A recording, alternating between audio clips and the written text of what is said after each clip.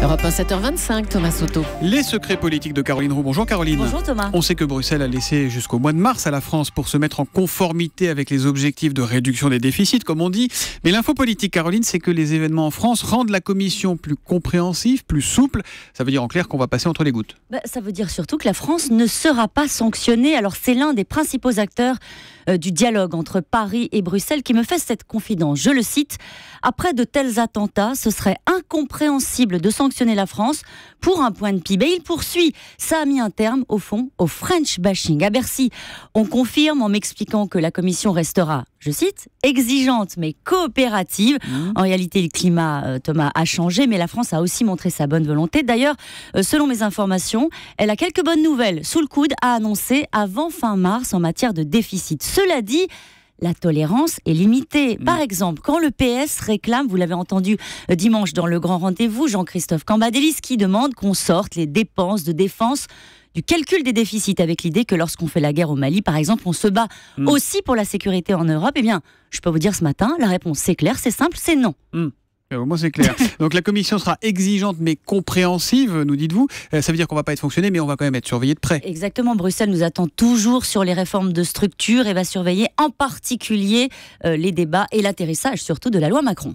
La question politique du jour, Caroline. Nicolas Sarkozy a chargé Manuel Valls hier, jugeant ses propos sur l'apartheid consternants.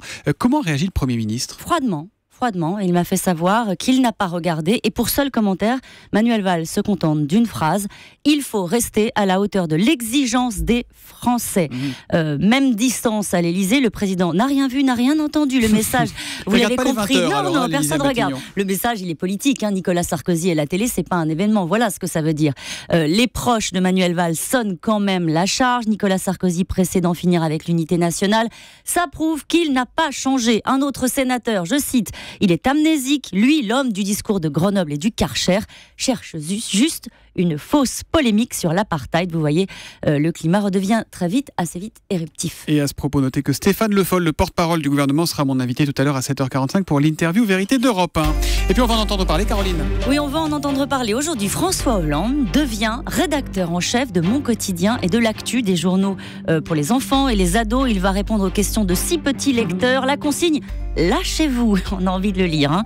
Ensuite, le président choisira les sujets, les angles, les photos des journaux et on verra quelle place il accordera à l'intervention de Nicolas Sarkozy hier soir. Après ce petit Mon Quotidien et l'actu, les secrets politiques de Caroline Roux tous les jours à 7h25 sur Europe 1. À demain, Caroline. À demain. À 8h20, c'est Frédéric Pechnard, directeur général de l'UMP, qui sera l'invité de Jean-Pierre Elkabbach pour l'interview politique d'Europe 1.